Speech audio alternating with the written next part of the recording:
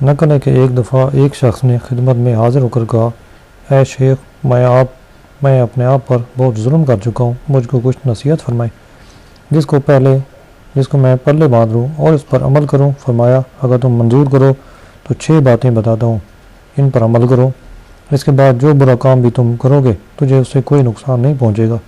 اول یہ کہ جب حق تعالیٰ کی نافرمانی کرو اور گناہ کا کام سرزد ہو تو حق تعالیٰ کی دی ہوئی روزی نہ کھاؤ۔ اس نے کہا، پھر کہاں سے کھاؤ؟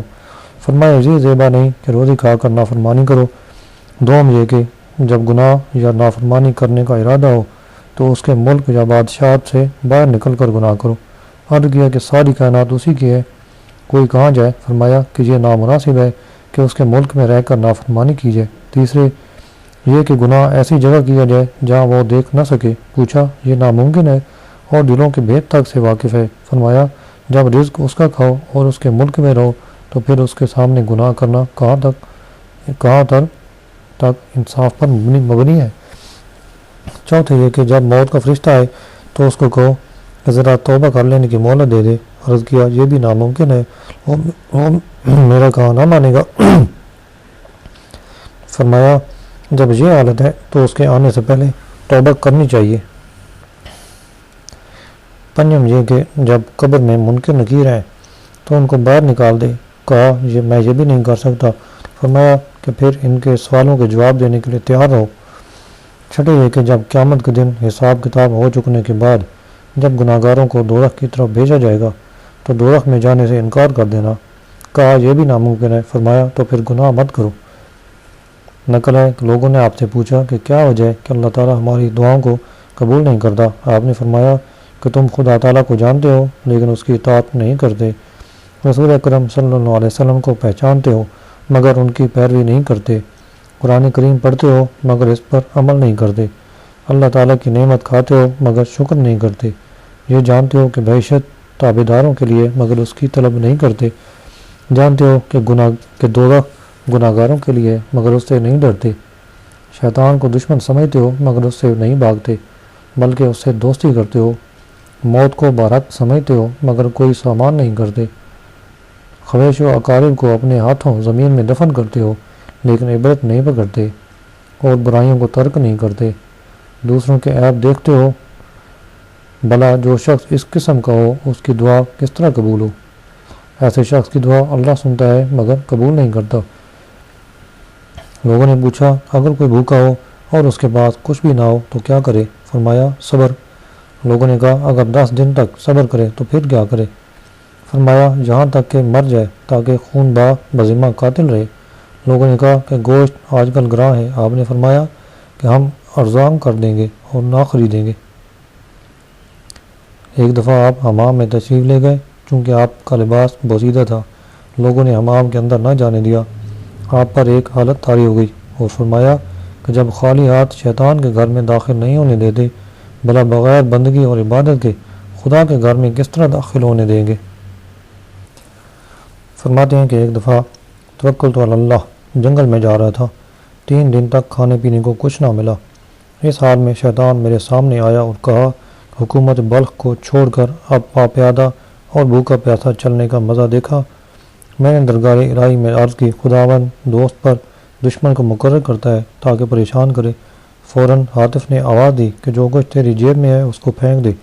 میں نے جیب میں فوراً ہاتھ ڈالا تو تھوڑی سی چاندی نکلی جو نادانستہ طور پر جیب میں رہ گئی تھی، چنانچہ میں نے چاندی پھینک دی۔ اسی وقت شیطان بھاگ گیا اور غیب سے قوت سی محسوس ہونے لگی۔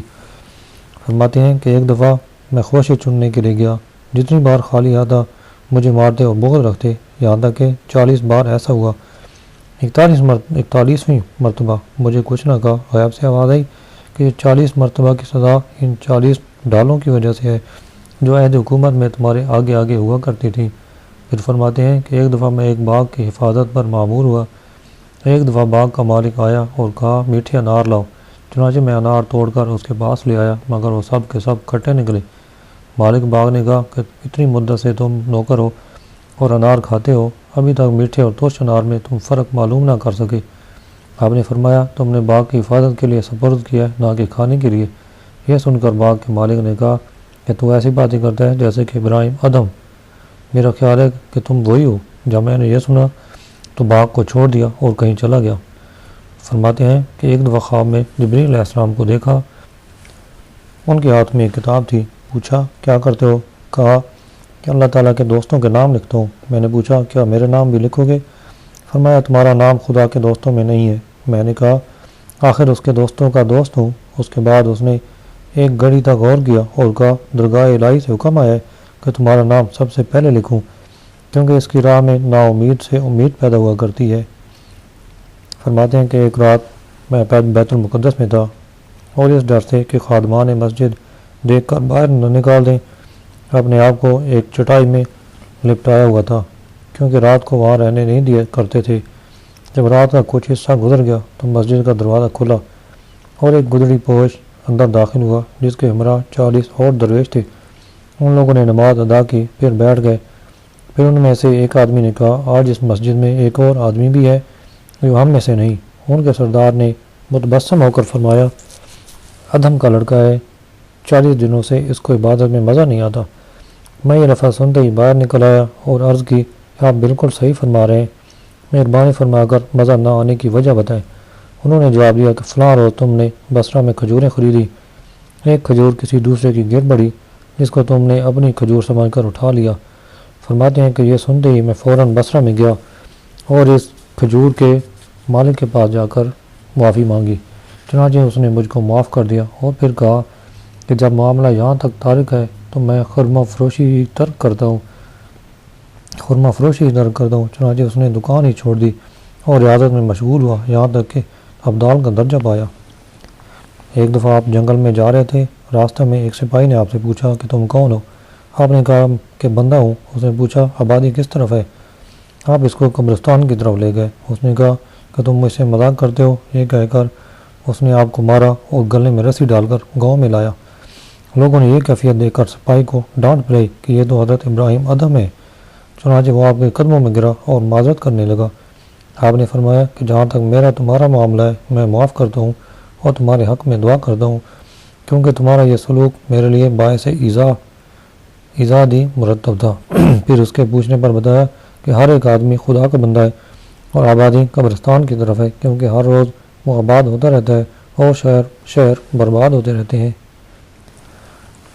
ایک بزرگ روایت کرتے ہیں کہ میں نے خواب میں معیشت کو دیکھا جس میں کئی حوریں موتی لیے کھڑی تھیں۔ میں نے پوچھا کہ یہ کیا کیفیت ہے؟ حوروں نے کہا کہ ایک بیوقوف نے حضرت ابراہیم ادھم رحمۃ اللہ علیہ کا سر زخمی کر دیا۔ ہمیں حکم ہے کہ جب ابراہیم رحمۃ اللہ علیہ کو معیشت میں لائیں تو اس پر سے گور نثار کریں۔ ایک دفعہ آپ کا ایک مست کے پاس سے گزر ہوا جو آلودہ تھا۔ آپ نے فوراً پانی لا کر اس کے منہ کو دھویا اور فرمایا کہ جس منہ سے خدا کا ذکر کیا جائے اس کا آلودہ رہنا واجب نہیں اور بے ادبی میں داخل ہے۔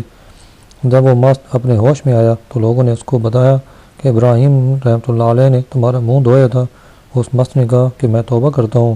اس کے بعد آپ نے خواب میں دیکھا کہ خداوند کریم ارشاد فرماتے ہیں تو نے محض میرے لیے ایک مست کے منہ کو دھویا، ہم نے تمہارا دل کو دھو دیا۔ محمد مبارک صوفی سے روایت ہے کہ ایک دفعہ آپ کے ساتھ میں ایک جنگل میں سے گزر رہا تھا۔ آرام کے لیے ہم ایک انار کے درخت کے نیچے لیٹ گئے اور چند رکعت نماز ادا کی۔ میں نے اس درخت میں سے آواز سنی کہ اے ابوالحق میرا پھل کھا کر مجھے سرفراز کرے۔ آپ نے فرمایا کہ سنتے ہو؟ میں نے عرض کی کہ ہاں۔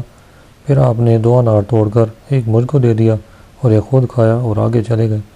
واپسی پر میں نے دیکھا کہ وہ انار کا درخت جو چھوٹے قد کا تھا اور انار بھی ترش تھے ایک بڑا اونچا درخت بن گیا ہے اور اس کا پھل بھی میٹھا ہے۔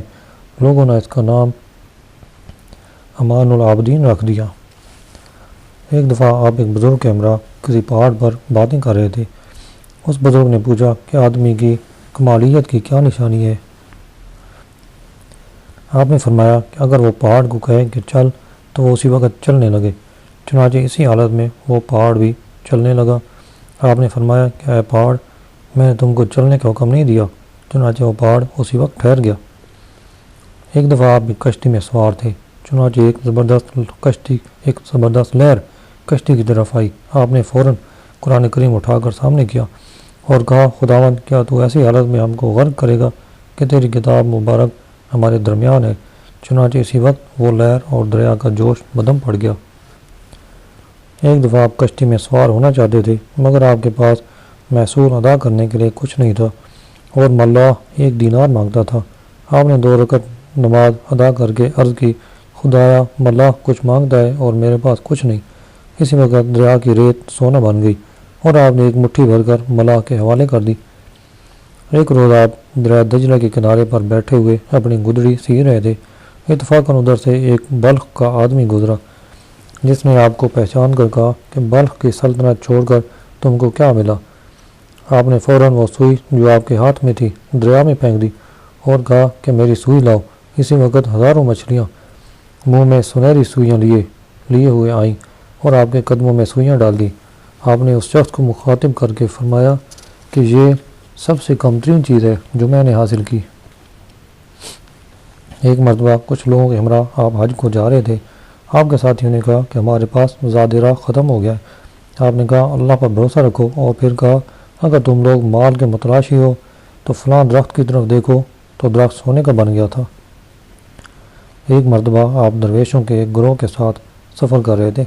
ایک قلعہ کے نزدیک پہنچ کر دیکھا کہ بہت سی لکڑیاں جمع ہیں اور اسی جگہ رات بسری کا ارادہ کر لیا۔ رات کو خوب آگ جلائی۔ اس وقت ایک درویش نے کہا کاش حلال گوشت ہمارے پاس ہوتا تو بھون کر کھاتے۔ آپ نے فرمایا اللہ تعالیٰ قادر ہے۔ یہ کہہ کر نماز میں مصروف ہو گئے۔ اسی اثنا میں ایک شیر کی آواز آئی جس کے آگے آگے ایک گور خور بھاگ رہا تھا۔ درویشوں نے اس گور خور کو پکڑ کر ذبح کر لیا۔ شیر پاس بیٹھا چپ چاپ دیکھتا رہا۔ روایت ہے کہ آخری عمر میں آپ کہیں ایسے غائب ہوئے کہ کسی کو معلوم نہ ہوا آپ کہاں اور کس حال میں ہیں، یہاں تک کہ لوگوں کو آپ کے مزار مبارک کا بھی علم نہیں ہے۔ بعض لوگ بغداد میں، بعض شام میں اور بعض حضرت لوط علیہ السلام کے مزار مبارک کے ارد گرد بیان کرتے ہیں۔ جب آپ نے وفات پائی تو ہاتف نے آواز دی کہ اے لوگوں آگاہ ہو جاؤ، زمین کی امان نے وفات پائی۔ لوگ حیران تھے کہ دیکھیے کون ہے۔ اسی اثنا میں آپ کی وفات کی خبر مشہور ہو گئی۔